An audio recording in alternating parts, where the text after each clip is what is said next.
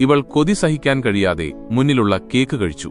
ആദ്യ കടിയിൽ പല്ലിലെന്തോ കട്ടിയുള്ളത് തട്ടിയപ്പോൾ അവൾ ഞെട്ടി. സൂക്ഷിച്ചു നോക്കിയപ്പോൾ അതൊരു വജ്രമോതിരമായിരുന്നു.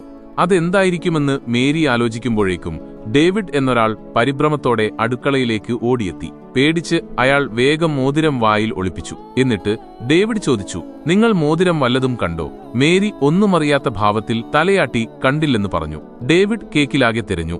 ഒന്നും കാണാതെ നിരാശനായി മടങ്ങി. അയാൾ പോയ ഉടനെ മേരി മോതിരം പുറത്തെടുത്ത് ശ്രദ്ധയോടെ പരിശോധിച്ചു. മോതിരത്തോട് അയാൾക്ക് വല്ലാത്ത വൈകാരിക ബന്ധമുണ്ടെന്ന് അവൾക്ക് മനസ്സിലായി. പുറത്ത് ഡേവിഡ് തന്റെ കാമുകി സാൻഡിയുമായി വഴക്കിടുന്നത് അവൾ കണ്ടു. മേരി മുന്നോട്ട് ചെന്ന് മോതിരം വിനയത്തോടെ ഡേവിഡിന് നൽകി.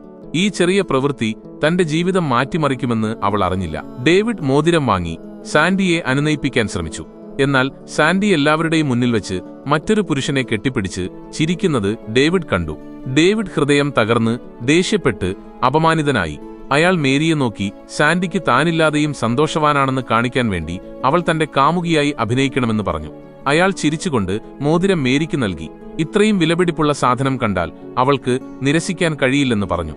ഡേവിഡ് തന്റെ ഗോൾഡ് കാർഡ് എടുത്ത് നല്ല വസ്ത്രങ്ങൾ വാങ്ങാൻ ആവശ്യപ്പെട്ടു.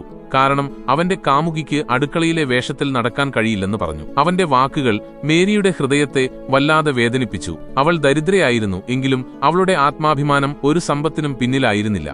എന്നിട്ടും അവൾക്ക് അവന് യഥാർത്ഥ മാന്യത എന്താണെന്ന് കാണിച്ചു കൊടുക്കാൻ അവൾ തീരുമാനിച്ചു.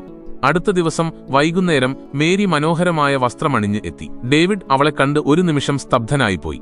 അവളോട് ഒരുതരം ആരാധന ഡേവിഡിൽ ഉടലെടുത്തു. ആ രാത്രി പാർട്ടിയിൽ മേരി അവനെ ഡാൻസ് ഫ്ലോറിലേക്ക് വലിച്ചു. അവർ ആവേശത്തോടെ ഒരുമിച്ച് നൃത്തം ചെയ്തു. സാൻഡിക്ക് അസൂയയായി. പക്ഷെ ഇത്തവണ ഡേവിഡിന്റെ കണ്ണുകൾ മേരിയിൽ മാത്രം ഉറച്ചു.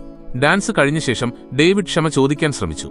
പക്ഷെ മേരി ശാന്തമായി പറഞ്ഞു, ഓരോ ബന്ധത്തെയും പണത്തിന്റെ അടിസ്ഥാനത്തിൽ മാത്രം വിലമതിക്കുന്ന ഒരാൾ ആർക്കും യോഗ്യനല്ല. ഇതും പറഞ്ഞ് അവൾ മോതിരം തിരികെ നൽകി നടന്നുപോയി.